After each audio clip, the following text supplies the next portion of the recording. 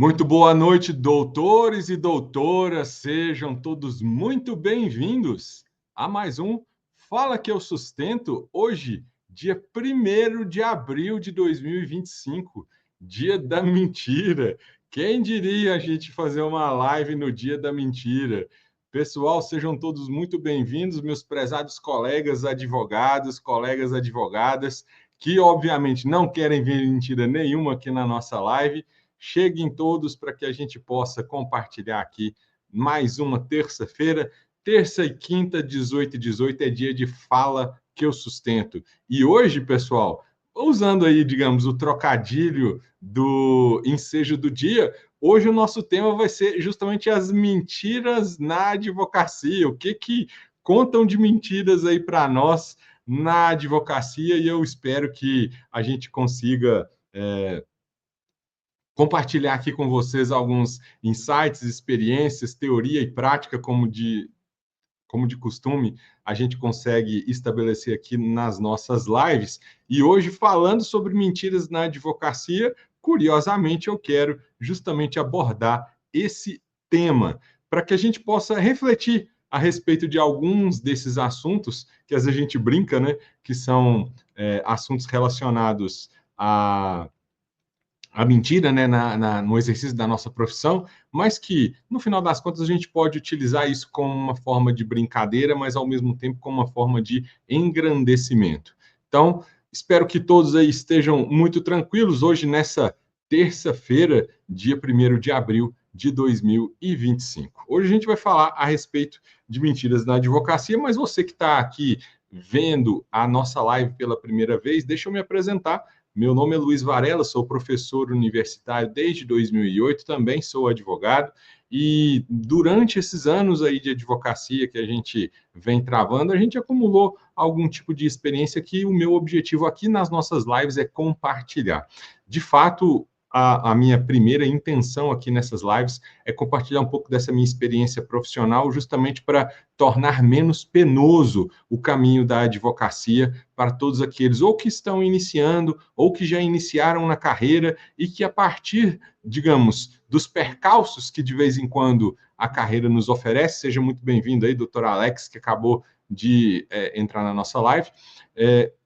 Os percalços na advocacia são muitos, então, até por uma, digamos assim, uma curiosidade relacionada ao dia da mentira, é justamente para a gente poder perceber que muitas vezes a gente pode se sentir enganado na profissão e, ao se sentir enganado, de fato, a gente pode dar uma desanimada. Mas eu estou aqui justamente para dar, digamos, o ponto de vista contrário. Apesar do nosso tema aqui ser mentiras na advocacia, claro, isso é uma provocação. Eu quero justamente pegar esse ensejo, ou seja, muito bem-vindo, meu prezadíssimo Cremilson, aí, ele sempre está fiel aqui nas nossas lives, porque eu quero pegar esse ensejo aí das mentiras na advocacia justamente para mostrar que tem um outro lado da moeda, que, de fato, se a gente, digamos, encarar a advocacia de uma maneira intuitiva, pode ser que ela seja traiçoeira. Quando a gente encara a advocacia de uma maneira, digamos, artesanal, tradicional, ela, de fato, pode dar uma rasteira na gente, caso nós não nos atentamos principalmente, né, às exigências do mundo moderno. Hoje, a gente está falando aqui numa live e, obviamente, é muito comum que hoje na advocacia a gente faça uma advocacia mais voltada para o digital do que efetivamente para o presencial. Então, essas alterações no modo de se contratar, no modo de se advogar propriamente dito, né, se contratar serviços advocatícios e também de se prestar os serviços advocatícios, que a prestação de serviço, obviamente, faz parte do ambiente do negócio. Seja muito bem-vinda, minha caríssima Glaucia, minha ex-aluna aí também, que está participando conosco. Então, diante desse contexto, como eu estava dizendo, pode ser que, às vezes, as mentiras, às vezes, o modo tradicional da advocacia pode nos desestimular, e, ao desestimular, pode ser que isso gere uma sensação de frustração. Quem aqui nunca, talvez vocês aí, a Glaucia, que já foi minha aluna, né, o Alex, que foi meu aluno, e o Cremilson, que infelizmente não foi meu aluno, que já entraram aí na live, que eu já pude perceber, não acredito que talvez todos tenham passado por essa experiência. Se não me engano, acho que a Glaucia está como servidora, né, Glaucio, lá na comarca de Rio Paranaíba, não é verdade? Então, ou Rio Paranaíba não, acho que é São Gotardo, né? E não sei se a Glaucia já teve essa experiência de iniciar na advocacia e às vezes sentir que a advocacia não era para ela. E é óbvio que existem muitos caminhos, né? E aí eu vou começar justamente com uma das mentiras que a faculdade às vezes conta para a gente, né? São Gotardo, é isso mesmo, né, Glaucia? Então, eu quero começar o nosso tema de live justamente isso. Qual que é a primeira mentira que a advocacia nos apresenta? Na realidade, não é nem a advocacia, é a faculdade de direito, né? Vou começar aí por essas. E aí, quem tiver alguma mentira para compartilhar aí, que seja da área jurídica, seja o pessoal do fórum, como a Glaucia, que é servidora, seja o Clemilson aí durante as suas vivências, ou o próprio Alex, que também já sinalizaram aí a participação na nossa live, eu quero que dentro do possível, vocês tragam também mentiras interessantes que possam engrandecer o tema da nossa live aí. E a minha primeira mentira que eu quero compartilhar é justamente isso, de que quando a gente entra na faculdade de advocacia, de direito, né, costuma-se divulgar uma mentira, na minha opinião, de que a faculdade de direito é um leque de oportunidades. Gente do céu, quando a gente olha para esse tipo de discurso, seja muito bem-vindo, doutor Igor, também que está chegando aí na nossa live. Quando a gente olha para esse discurso e vê alguém falando que o direito é um leque de oportunidades, na boa, isso é uma das maiores mentiras que eles costumam contar para nós, justamente para gerar uma certa ilusão, na minha opinião. É lógico que sem dúvida nenhuma, se a gente for olhar tecnicamente, boa noite, meu caro, seja muito bem-vindo aí à nossa live. Então, é óbvio que se a gente for analisar a ferro e fogo, olhar, digamos, literalmente, sem dúvida, a possibilidade que você tem, como um bacharel em direito, de ter oportunidades diferentes na sua carreira é bem grande. Só que, pessoal, vamos traduzir isso dentro da prática? Vamos traduzir isso dentro da realidade? Quem aqui já passou por essa situação de, às vezes, cair no mercado de trabalho, ou seja, acabou de se formou, entrou no mercado de trabalho. Você sentiu que tinha um leque muito grande de oportunidades? Você sentia que tinha um monte de chance para você, com cuidado, com tranquilidade, até com uma certa soberba, essa oportunidade aqui para mim é boa, essa aqui não é tão boa, essa outra aqui talvez não faz tanto sentido. Seja muito bem-vinda, minha caríssima doutora Natália também, que foi minha aluna, também está participando aí conosco.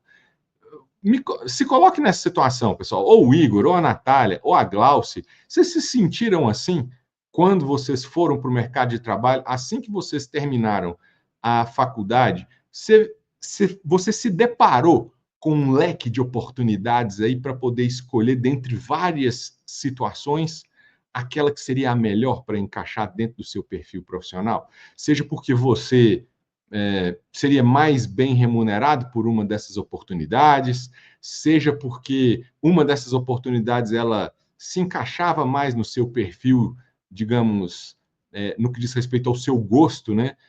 A gente fala, se deu match, né? Que se deu fit com você, fala, eu vou para a advocacia porque tem mais a ver comigo do que a área do concurso.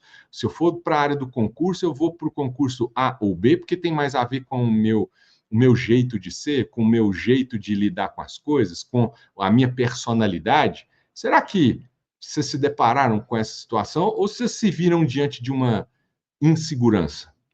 Quando você cai no mercado de trabalho logo depois de se formar na faculdade de Direito, infelizmente, se vocês quiserem compartilhar comigo aí as experiências de vocês, vou ficar agradecido, mas infelizmente o que eu vejo que os meus alunos dizem? Que quando eles caem no mercado de advocacia, infelizmente, eles são impactados por uma realidade que é uma realidade muitas vezes dura, que é a seguinte realidade: é a realidade de você sair da condição de estudante para desempregado. Seja muito bem-vindo, doutor Fernando, doutor João Paulo também, que está participando aí da nossa live. Quando você sai da condição de desempregado e cai na condição da condição de estudante, cai na condição de desempregado, geralmente é um baque que nem todo mundo consegue segurar. Não raras vezes, infelizmente, outro dia estava até comentando isso com um amigo meu, Ele falou, ó, infelizmente eu como professor, já como dou aula desde 2008, eu já vi várias situações que, para mim, digamos, foram meio tristes. Já teve situação de eu ir, para vocês terem uma ideia, de eu ir para a padaria, tipo, de noite, para comprar uma pizza e me deparar com uma ex-aluna que já tinha se formado há 5, 6, 7, 8 anos. Tinha muito tempo que eu não a via. E quando eu fui comprar essa pizza na padaria, altas horas da noite, devia ser mais de 11 anos. Isso já aconteceu tem alguns anos. Mas há mais ou menos, acho que uns 3 ou 4 anos isso aconteceu. Eu me deparei com ela, já tinha lá seus anos de formada e estava trabalhando 11 horas da noite numa pizzaria, né? 11 horas da noite numa padaria servindo pizza. Ou seja, quando a gente cai para o mercado de trabalho, a gente vem com essa ilusão de que tem muita oportunidade, mas na verdade a oportunidade, ela às vezes é escassa, porque tem algumas dificuldades em relação à inserção do mercado de trabalho que nem todo mundo consegue vencer. E é justamente uma das questões que eu vou abordar com vocês aqui hoje. O Cremilson está compartilhando aqui, ó, que ele ouviu, né, como incentivo para iniciar no curso. Imagino que essa questão aí das oportunidades, mas ele sempre tentou enxergar a advocacia como um caminho. Mas mesmo, Cremilson, quando a gente já tem um certo direcionamento, mesmo dentro da advocacia, é um pouco perigoso a gente acabar acreditando, como eu disse, nessa mentira, de que mesmo a advocacia é um leque de oportunidades, porque, de fato, se a gente olha no papel, o quanto de áreas não tem para você atuar na advocacia civil, penal, trabalhista, administrativa. Isso só olhando as matérias da faculdade, você já vê aí pelo menos uns 10, 15 nichos diferentes de atuação. Só olhando para as matérias da faculdade.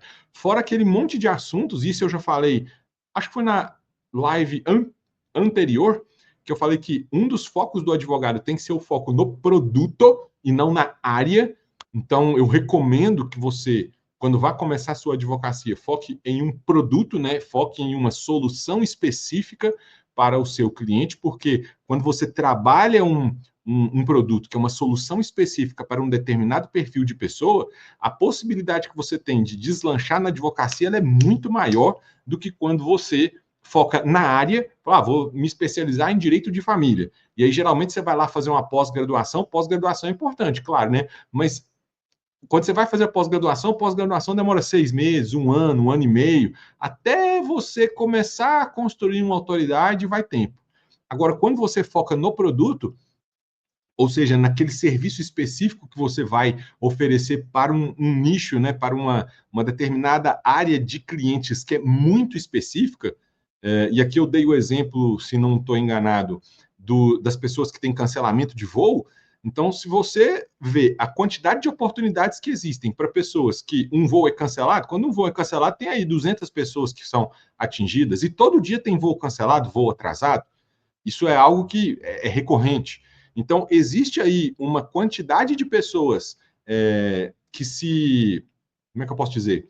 Que se colocam num mesmo nicho, né, que se colocam numa mesma identidade, e quando você, como advogado, você percebe que esse tipo de pessoa tem um problema, e esse problema ele pode ser resolvido de uma maneira padronizada, ele pode ser resolvido de uma maneira de forma construída de forma inteligente, ou seja, você não precisa ficar estudando cada caso de uma maneira muito específica e muito detalhada para conseguir oferecer a solução. Não, a solução ela tem um padrão comum e você, obviamente, vai adaptar aquele padrão comum a uma situação concreta para que aquilo te gere um resultado interessante. Você acaba, com isso, tendo menos esforço na hora de prestar o serviço e tendo maior rentabilidade. Então, é importante a gente ter esse foco aí. Meu queridíssimo colega, professor Kleber, está afastado da faculdade, Kleber, infelizmente. Vamos voltar lá. Eu voltei esse semestre para voltar a conectar com os alunos aí. Volta, às vezes, igual eu, tenta voltar só para o diurno ou só para o noturno para a gente se encontrar lá.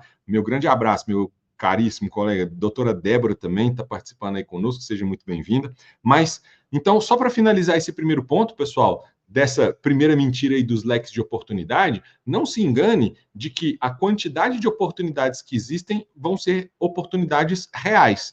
Você tem que saber olhar para essas oportunidades de uma maneira inteligente, ao olhar para essas oportunidades de maneira inteligente, adaptá-las dentro da sua realidade, como que você vai digerir essas oportunidades e, de fato, transformá-las em algo que você consegue abraçar para poder ter resultados na sua advocacia e, consequentemente, transformar isso numa verdadeira vantagem. Não adianta nada você ter aí vou fazer um comparativo, né? Não adianta nada você ir num restaurante, tem lá uma carta de vinhos gigante, né? Tem lá, sei lá, 500 vinhos, 1.000 vinhos, 2.000 vinhos para você escolher. Tem uns restaurantes bacanas, né? Que você vem, tem uma parede lá recheada de vinhos para você experimentar. Só que na hora que você vai ver o cardápio, tipo, metade dos vinhos custa de 5.000 reais para subir. Você vai gastar lá 5.000 reais numa garrafa de vinho, às vezes numa taça de vinho, dependendo da situação, tem até mais, né?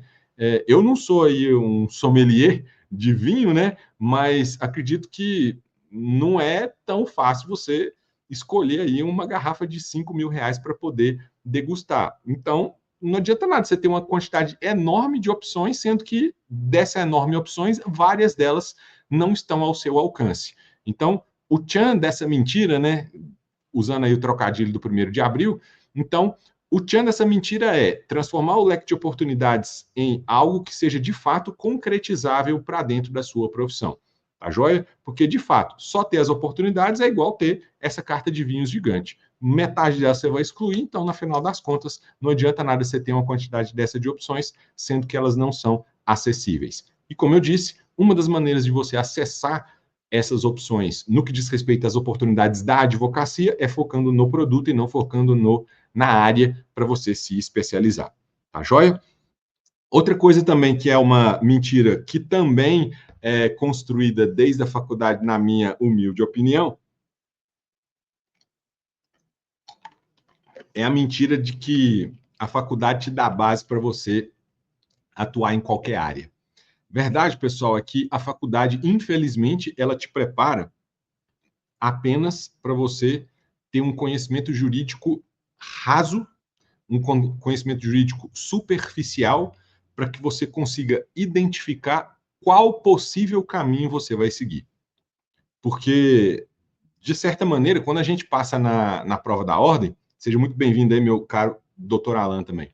Quando a gente passa na prova da ordem, né, dá lá o pontapé aí na FGV, e graças a Deus a gente acaba mais dia, menos dia, passando nessa prova uma vez só. Quando a gente passa na OAB e pega a carteira da ordem, e de fato pode começar a advogar, o que a gente nota? Infelizmente, a gente nota que a gente não sabe nada. No início da profissão, quando a gente vai para o campo de batalha, infelizmente, uma das maiores queixas que eu vejo dos meus ex-alunos, quando eles iniciam na profissão, é de que a gente não sabe nada. E aí eu me lembro de uma lição que um professor meu da graduação falou, que eu achei que foi uma lição muito bem dada, que meio que desconstrói essa mentira de que a faculdade te dá base para tudo. Porque ele falou o seguinte, falou, a faculdade, na realidade, ela vai te ensinar o mínimo suficiente para você conseguir, sendo advogado, no dia que um cliente for te visitar e te propor uma assessoria jurídica, né, para você conseguir prestar um serviço para ele, o que você precisa saber é qual dos livros lá da sua biblioteca, ou da biblioteca da faculdade, ou de outro local, que você vai escolher para poder identificar, que você vai puxar lá para estudar para poder apresentar uma solução para o seu cliente. E, de fato, é isso que acontece. A faculdade, infelizmente, ela te dá uma base superficial, uma base teórica, que quando a gente vai para o mundo do dia a dia, quem aqui é advogado? Ó, o Alan, que é meu colega e já tem mais experiência, pode confirmar isso. A gente sabe que no dia a dia, muitas vezes o processo funciona de um jeito e de maneira muito diferente daquela com que a gente ensina. E eu, como professor de processo civil, eu falo isso dentro de sala de aula. Falo, gente, isso aqui que eu estou ensinando para vocês, que está previsto no código, está escrito assim, assim, assado no CPC, olha, não acredita muito não, porque no dia a dia tem artigo do CPC que nem entrou em vigor ainda. Com todo respeito aí principalmente os juízes, né? A gente acaba percebendo que tem muito artigo de lei que não entrou em vigor. Porque na teoria é de um jeito, né? A teoria está escrito lá de maneira muito clara que é assim, assim, assado, mas nenhum juiz aplica. E às vezes os próprios advogados dão motivo para isso. Às vezes os próprios advogados é que dão razão para que a lei seja descumprida. Eu, de vez em quando, eu temo. O Alan falando aqui, né, que o processo é muito dinâmico. O que mais acontece é, no dia a dia, funciona de um jeito, mas na teoria, né, no livrinho, né, lá no CPC, está de outro. Então, a gente precisa ter essa ideia de que a preparação que a faculdade dá não é uma preparação, e aqui eu posso estar sendo meio contraditório, porque eu sou professor, mas a lógica é a seguinte: a lógica da faculdade é de te dar uma base jurídica mínima para que você possa se desenvolver. Por isso que é importante a gente ter uma ideia de que a faculdade não é suficiente. E aí, pessoal, com todo respeito às instituições de ensino, até mesmo porque eu faço parte delas, né, claro, e defendo que o papel da faculdade tem que ser, obviamente, tem que continuar sendo exercido, mas ele é um papel que, às vezes, o aluno que não é mais, digamos, atento a essas diferenças entre a teoria e a prática, às vezes o aluno fica perdido porque ele entende que a faculdade deveria oferecer para ele um conhecimento e, na realidade, ele não recebe. O que a faculdade oferece em termos de conhecimento é um conhecimento jurídico básico, mas vivência é algo que não se aprende na faculdade. Um monte de alunos se queixam para mim justamente disso. Falam, Varela, eu não sei por onde eu vou começar meu escritório. Como que eu abro meu escritório? Como que eu vou atender meu cliente? Será que eu preciso investir muito dinheiro e efetivamente construir uma sede legal? Será que eu preciso montar o meu próprio escritório? Eu posso fazer uma sociedade com outros colegas? Qual que é o melhor caminho? Existem várias dessas inseguranças que principalmente, né, os meus alunos, quando vêm compartilhar comigo, eu sinto deles que, de fato, colocam eles numa posição de dúvida. E às vezes colocar isso dentro da responsabilidade da faculdade digamos, por um lado, de certa maneira, imprudente, porque essa imprudência vem da ideia de que, a solução está no outro, né? O problema, na verdade, né? O problema está no outro. É o outro que falhou comigo, a faculdade que falhou comigo, e em razão dessa falha, hoje eu estou sendo prejudicado. O advogado, pessoal, é importante ele desenvolver espírito de progresso, digamos assim, né? Vou chamar aqui de espírito de progresso. Então, o que é o espírito de progresso? É você tomar iniciativas para correr atrás do seu próprio sucesso. Se você não sentiu isso na faculdade, porque a faculdade foi negligente, porque a faculdade não te deu uma base de como montar seu escritório de advocacia, de como negociar seus honorários, de como colocar preço no seu serviço, de como que você cobra, se você cobra na entrada, se você cobra no final, como que você faz controle de inadimplência, como que você faz follow-up, como que você faz campanha de divulgação publicitária, obviamente dentro dos requisitos da resolução da OAB, porque se alguém aí está, digamos, por fora disso, tem jeito de você fazer campanha de publicidade? Tem, só que com restrições, né? Se você explora essas restrições de uma maneira inteligente dentro dos limites, você não vai correr risco. Então, é importante você voltar os olhos para essa mentalidade de progresso, porque se você for ficar terceirizando a culpa e colocar que a faculdade foi deficiente, a faculdade isso, a faculdade daquilo, você, de fato, vai ter uma dificuldade de iniciar os seus passos na advocacia. E uma das maneiras de, digamos, tentar evitar que esses problemas possam te consumir ou te prejudicar é me seguindo aqui. Quem está aqui na live, comenta essa live. Se alguma coisa que eu estou acrescentando aqui faz sentido para você, curta aí, compartilhe, manda para o seu colega, para que essa mensagem possa atingir outros profissionais da advocacia, porque meu objetivo é justamente isso, é tornar mais leve esse contato com a profissão da advocacia, que muitas vezes não é tão leve. Mas eu quero mostrar para vocês que a leveza, ela faz parte da advocacia quando você utiliza de estratégias adequadas. Quando você utiliza de estratégias corretas, você sai daquela advocacia pesada, você sai daquela advocacia que é difícil, aquela que você tem que ficar ralando até altas horas da noite todo dia, porque você tem trabalho pesado, trabalho difícil. A gente precisa agir com inteligência, tanto inteligência financeira quanto inteligência administrativa, que são coisas que a gente não vê na faculdade. E essa inteligência financeira, essa inteligência administrativa, a gente vai construindo ao longo do tempo. Então, quer ter contato com esse tipo de de janela que a gente apresenta para a advocacia, que é uma advocacia leve, que obviamente pode ser uma advocacia lucrativa, então participe aqui do nosso movimento, né? Venha para as nossas lives nas terças, nas quintas, às 18h18 e acompanhe aqui nosso perfil para que a gente possa trocar ideias a esse respeito. Tá bem, meus colegas?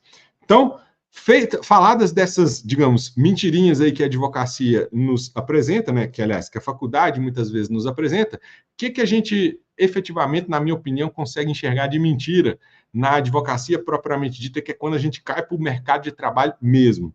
Na minha opinião, primeira coisa, a profissão ela é bem remunerada. Mentira da advocacia, a profissão ela é bem remunerada. Pessoal, olha, vou chegar aqui pertinho para olhar no olho de vocês. Coloca isso aqui na cabeça de vocês. Não é a profissão de advogado que ela é bem remunerada, é o profissional da advocacia que pode ser bem remunerado. Isso aqui, pessoal, se entrar na cabeça de vocês hoje, eu já estou com a minha missão cumprida nessa live. Não é a profissão da advocacia que é bem remunerada, é o profissional da advocacia que pode ser bem remunerado. Qual que é a diferença de uma coisa para outra, Varela? Muito simples.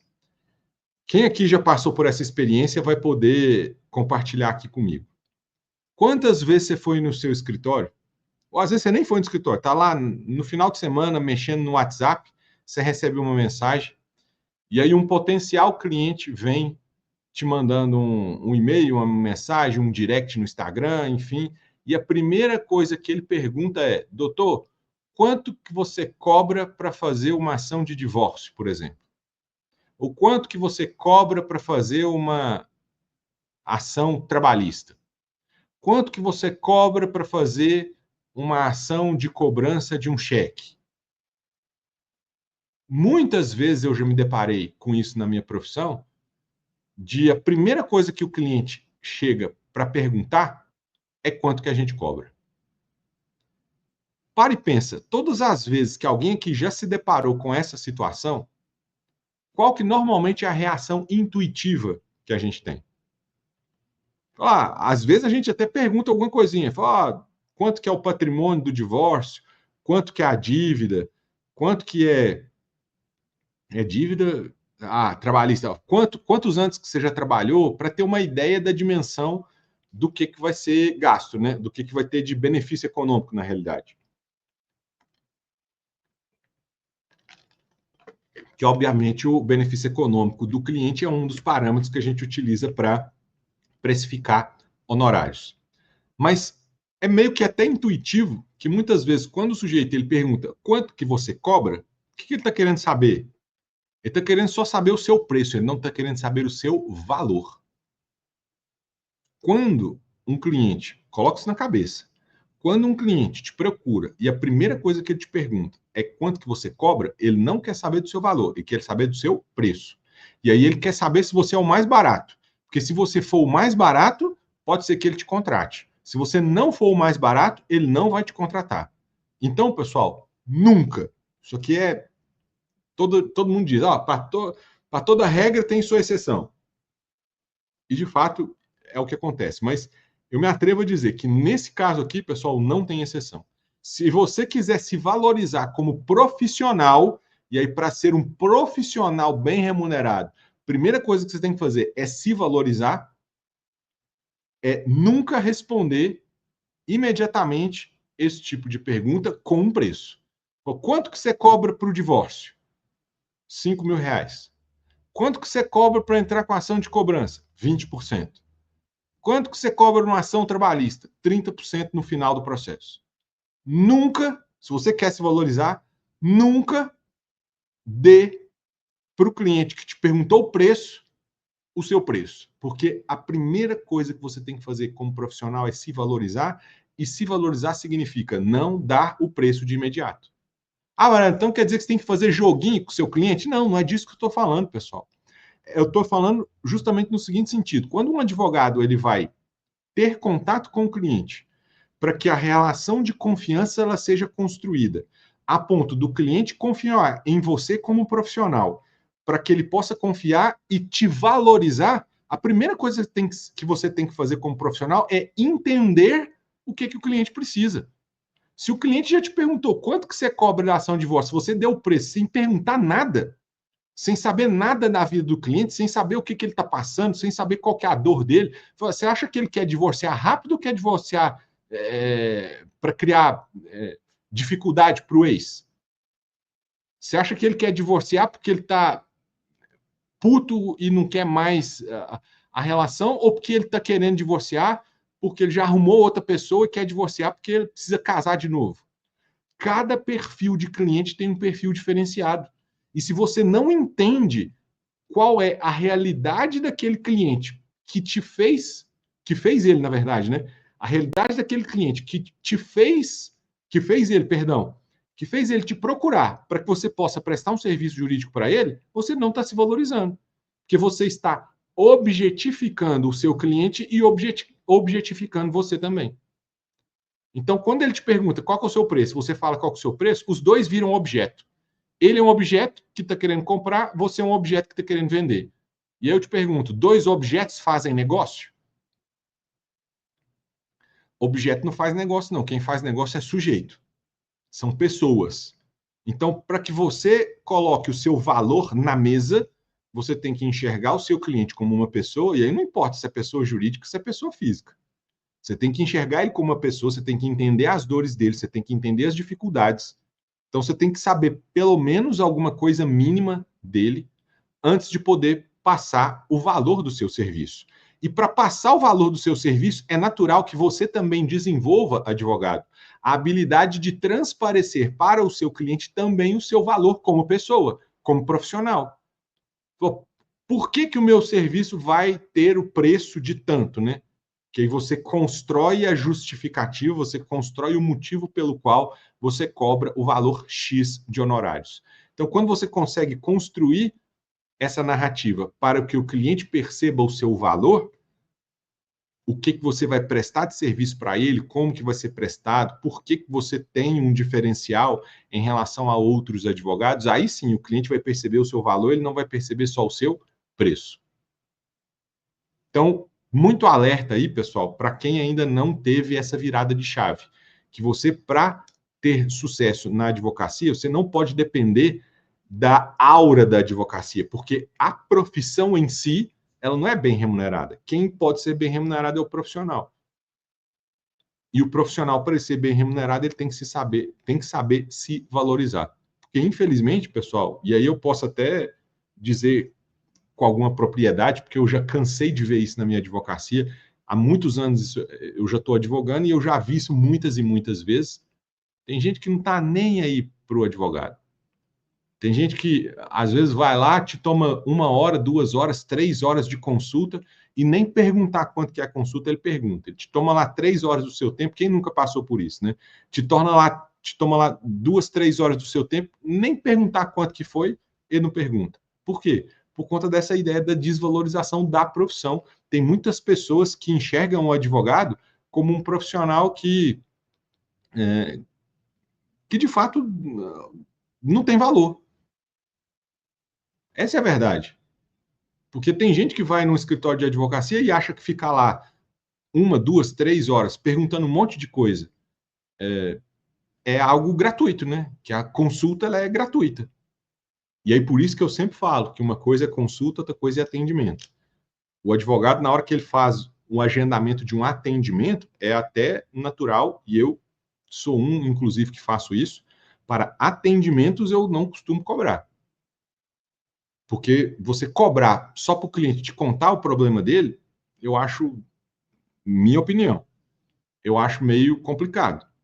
Por mais que ele esteja tomando, né, entre aspas, né, por mais que ele esteja utilizando o seu tempo, isso faz parte do negócio advocacia. Você precisa doar o seu tempo para alguns clientes para entender o caso dele, para saber se você pode ou não pode ajudá-lo.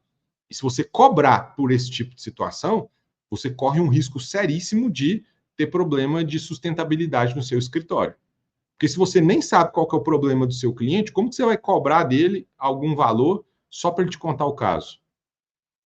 Para que isso fique mais claro, para poder auxiliá-los, meus colegas, Imagina aí que um cliente quer te consultar, né?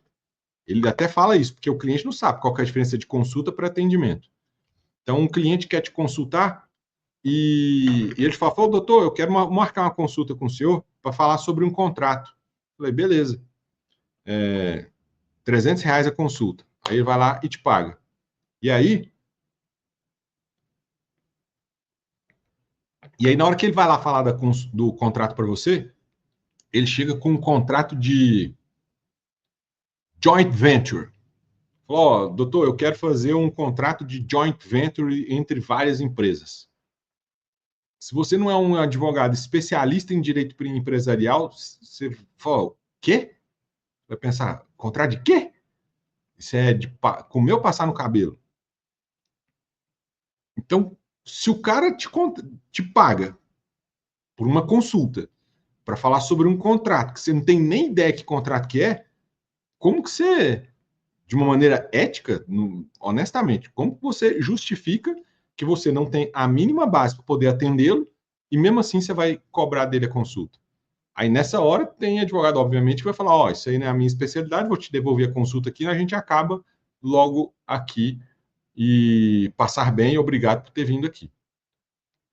Só que o advogado que tem a visão empreendedora, o advogado que enxerga isso de uma maneira diferente, primeiro, né, ele enxerga aquilo como uma oportunidade, mesmo não sabendo, mas ainda assim, como que você justifica o pagamento se você não der nenhum tipo de informação ou solução para o cliente logo naquele primeiro atendimento, justamente porque é algo que está totalmente fora da sua alçada. Então é no mínimo complicado você fazer a cobrança nesses moldes, né? Então por isso que eu digo que atendimento pode ser que ele não seja cobrado, e eu até recomendo que não seja, mas consulta, que é quando você oferece a solução, aí sim. Consulta necessariamente precisa ser cobrada, porque se você entrega uma solução para o seu cliente sem remuneração, você está trabalhando de graça. Então, ninguém faz isso, né? Então, não faz sentido caminhar por esse lado. Para caminhar aí para o fim, para a gente falar da nossa última mentira, que geralmente se conta na advocacia, é que no início a gente tem que pegar tudo. No início, pessoal, da advocacia, eu sei, é natural que na fase inicial da advocacia a gente tenha mais dificuldade. Então, geralmente a gente abre uma portinha lá no escritório, seja onde for, né, ou no escritório compartilhado, ou, enfim, se você conseguiu aí montar uma sociedade junto com alguns colegas de faculdade, isso é muito comum, né? Junta aí alguns colegas de faculdade, cada um dá um pouquinho, monta uma salinha, compartilha a salinha, cada um aí com o seu celular, às vezes dividindo um notebook ou arrumando um notebook aí parcelado em muitas vezes, e começa a advocacia. E aí, tudo que chega, você pega. Cuidado, porque se você não utilizar de estratégias para pegar qualquer tipo de serviço, você corre um risco seríssimo de isso te atolar. E aí, isso pode parecer estranho, mas uma das preocupações do início da advocacia tem que ser a preocupação com o tempo livre. Porque na advocacia, principalmente na parte inicial dela, pessoal, é natural que todo mundo, quando começa algo, já começa com inexperiência. Então, se você começa a fazer algo justamente porque você não tem experiência, você precisa gastar um tempo do seu dia para poder ter contato com informações, com cursos, com palestras, com eventos. Ou seja, existe uma infinidade de circunstâncias que vão agregar experiência prática para a sua advocacia, e essas questões que vão te agregar experiência prática da advocacia tem muito valor quando você inicia na profissão. Então, quando você pega, vou usar esse exemplo aqui, vamos supor que você seja corajoso e você recebeu o cara lá que quer fazer um contrato de joint venture. E aí você fala, não, deixa comigo. Às vezes tem advogado que até dá uma mentidinha, né? Não, sou especialista nisso e não sei o quê. E aí, na hora que o cliente sai, começa a assistir aula no YouTube, começa a baixar livro da internet, às vezes compra livro físico para poder estudar. Só que isso te toma um tempo exagerado de preparação, um tempo exagerado para executar o serviço, E todo aquele tempo que você está utilizando para se preparar, para poder executar o serviço, que é um serviço isolado, que provavelmente você não vai ficar fazendo contrato de joint venture todo dia, você vai jogar um tempasso fora para você se preparar para poder entregar o serviço, que ele vai te remunerar uma única vez. Agora, quando você volta os olhos para experiências práticas da advocacia, e o que eu normalmente falo aqui no meu perfil? Pessoal, a gente tem que ter foco em serviços que sejam replicáveis. É um serviço que você consegue montar uma estrutura para que você consiga repetir ele várias vezes. Porque quando você monta um serviço jurídico que você pode repetir ele várias vezes, a tendência é que quanto mais você repete, primeiro, você fica melhor nele. Então, quando você fica bom num serviço jurídico, ao ficar bom, você consegue entregar mais em menos tempo. Se aquele serviço jurídico que você ficou bom, você consegue entregar em menos tempo, ele é um serviço lucrativo, a princípio, né? Obviamente vai depender de outros contextos, mas ele é um serviço jurídico lucrativo para o seu negócio. Porque quanto menos tempo você utiliza para prestar o seu serviço, maior vai ser a sua remuneração. Não sei se todo mundo já parou para perceber essa diferença. Às vezes você fecha 2 contratos. Os 2 têm o mesmo valor. Fechei aqui 2 contratos de ação de cobrança por R$ 5.000. Um deles pode ser mais lucrativo para você do que outro, mesmo os 2 contratos tendo o mesmo preço. Por quê? O contrato que você fecha por R$ 5.000 de uma ação de cobrança e aquela ação de cobrança ela termina em 1 mês, ele é muito mais lucrativo do que o contrato de ação de cobrança que você fecha pelos mesmos R$ 5.000, só que você termina o seu serviço durante 4 anos. Um exemplo óbvio, se você foi contratado pelo mesmo cliente em 2 contratos, né, diferentes, de ação de cobrança de R$ 5.000, as 2 ações eram ações para fazer uma cobrança aí de R$ 50.000, ou seja, tudo igual. A única coisa que muda é o devedor. Contrato 1, R$ 5.000, cobrança de 50 mil. Contrato 2, R$ 5.000, cobrança dos mesmos 50 mil. Só que no segundo contrato você está cobrando da Maria.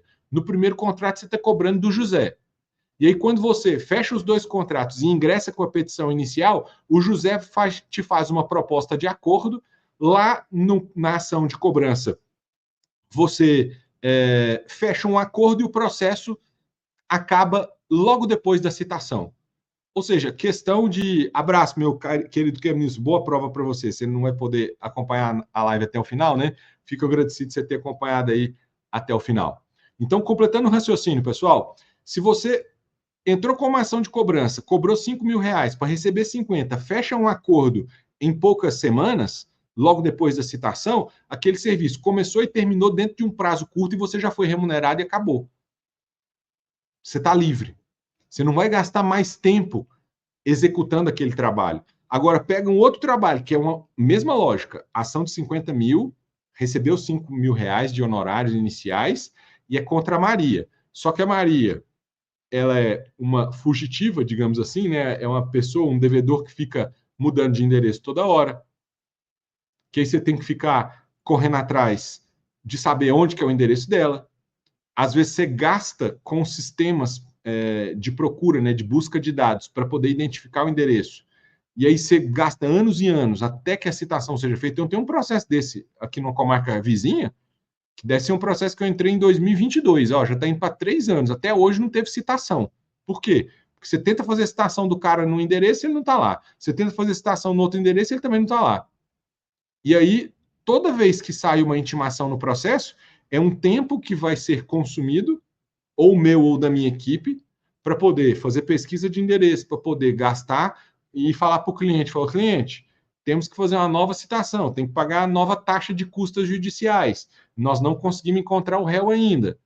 Ou seja, você vai gerando uma frustração para o cliente, aquilo vai te absorvendo tempo, e quanto mais tempo você gasta durante a execução do trabalho, quando você compara os R$ 5.000 lá que você cobrou no início pelo tempo que você gastou para prestar o serviço, O segundo contrato, que é o da Maria, que você gastou um monte de tempo, um monte de energia, ele é muito menos lucrativo do que o primeiro. O primeiro não, você começou e terminou em um mês. O segundo não, você está aí ralando há muitos anos e o processo vai te tomando tempo, te tomando energia. E aí pensa isso no longo prazo. No longo prazo, quando você tem demandas e processos que te consomem bastante... Algo deu errado. Tente novamente. Calma aí, Siri. Quando os processos eles te consomem muito tempo, no longo prazo, né, às vezes no médio prazo, no médio e no longo prazo, eles acabam te consumindo de tal forma que de duas uma. Ou você fica totalmente sobrecarregado, ou você começa a ter despesa para poder encarar essa sobrecarga. Ou seja, você tem que começar a contratar estagiários, você tem que contratar outros advogados para te ajudar no operacional, porque se você for fazer sozinho, você fica atolado. E se você está atolado de coisa, aí você não fecha mais contrato, aí você não tem, aí o seu crescimento fica limitado, você não tem como expandir o seu negócio. Isso, obviamente, não é o caminho correto. Então, sentiu que está batendo no teto, você tem que expandir. Tem que contratar mesmo, tem que trazer estagiário, tem que trazer outros advogados parceiros ou advogado interno mesmo para dentro do seu time. Tem que desenvolver essas pessoas, porque é assim que você vai crescer. Só que quando você cresce dessa maneira, você tem despesa. Então, se você não faz uma inteligência financeira de calcular, ó, esse processo aqui, ele está me gastando muito tempo, eu tenho que contratar um advogado para poder cuidar dele e eu só vou receber no final. Ou seja, você só está tendo gasto com o seu trabalho. Isso é altamente negativo. Se o advogado não estiver atento a isso, que tem processo que é puro gasto, não é resultado, ele corre um seríssimo risco de se lascar, com o perdão da palavra aqui. Então, meus queridos colegas, é fundamental ter essa visão empreendedora, essa visão empresarial da advocacia enquanto negócio, para que a gente possa perceber o que de fato vale a pena a gente investir e o que não vale a pena a gente investir em termos de tempo e em termos de serviços a serem prestados. Porque se a gente for criar essa ilusão, que por isso que eu falei que seria a mentirinha, né? Que no início da advocacia a gente tem que pegar qualquer coisa, você vai estar metendo aí os pés pelas mãos. É muito importante que você construa uma lógica ou de especialidade ou de parceiros. Então, existem várias estratégias. Hoje não vai dar tempo, a gente já está caminhando aqui para o fim, né?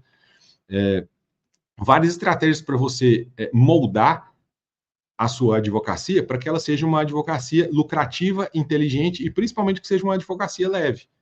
Porque o que eu mais vejo, infelizmente, é gente reclamando que a advocacia é pesada, que a advocacia está complicado, que a quantidade de profissionais é grande, que o mercado está saturado, e que às vezes a advocacia não é para mim. Pessoal, tendo aí, digamos, um jogo de cintura, um guia, né, uma orientação, a gente consegue extrair muita coisa boa da advocacia, justamente para que ela não seja, fazendo um trocadilho aqui, para que ela não seja uma mentira. Para que você não tenha entrado na faculdade com aquela esperança de que eu vou ser um profissional de sucesso porque advogado ganha dinheiro, porque advogado é uma profissão legal. Se você não utilizar das estratégias corretas, pode ser que isso, de fato, seja uma mentira. E eu quero aqui, nesse perfil, justamente compartilhar dessas minhas experiências, daquilo que eu já vivi durante esses anos da advocacia, para que ela não seja uma mentira para você. Então, pessoal, se vocês tiverem gostado, se tudo isso aqui que eu tiver falado, ou se pelo menos uma das coisas que eu tiver dito aqui teve algum valor para você, clica no like aqui, compartilha, se você está assistindo principalmente, né, essa live aqui no nosso perfil, quando ela estiver salva, e encaminha para os colegas, para que todo mundo possa poder também contribuir de alguma maneira, como fica salvo aqui no feed, né, vocês podem também fazer comentários aí, e até incentivo. Comenta aí o que vocês acham que foram mentiras que te contaram como advogado, o que você às vezes se frustrou, qual foi uma das dificuldades ou as maiores dificuldades que você enfrentou aí na advocacia, para que a gente possa trocar ideias aqui nesse perfil e atingir os colegas da melhor forma possível. Meu queridíssimo Alan colocou aqui, fez alguns agradecimentos, né, que é importante para o advogado mais experiente, às vezes, e ele está falando lá que está peticionando e está ouvindo. O Alan é ponta firme, né? tá ouvindo aqui e trabalhando do lado de lá. Então, meu caríssimo colega, é um prazer contar aí com a sua atenção aqui na nossa live. Bom peticionamento aí. E todos aqueles, como eu disse, pessoal, que tiverem enxergado algum valor, eu vou ficar muito grato aqui. Aliás, eu já fico grato com todos aqui que participaram e esses que estão assistindo o conteúdo aí, vou ficar muito mais grato ainda se você puder compartilhar. Me segue aqui, claro, né? Compartilha com outros colegas essa live que vai ficar salva aí no nosso perfil para que essa mensagem atinja outros profissionais, tá bem? E é um prazer, mais uma vez, falar aqui com vocês nas terças e nas quintas, lembrando, né? Toda terça e toda quinta, 18h18, nosso encontro ao vivo está marcado para falar a respeito de advocacia e que seja uma advocacia leve, que seja uma advocacia lucrativa, uma advocacia de resultados. Tá bem, meus queridos? Pessoal, muito obrigado pela atenção de todos vocês e até mais. Grande abraço. Fiquem com Deus e até quinta-feira, 18h18, nosso próximo encontro está marcado. Um abraço e até mais.